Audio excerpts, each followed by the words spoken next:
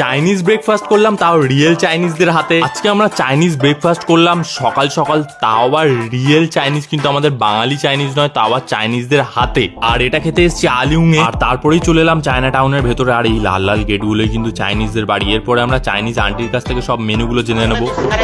আচ্ছা, ওটাই পাই।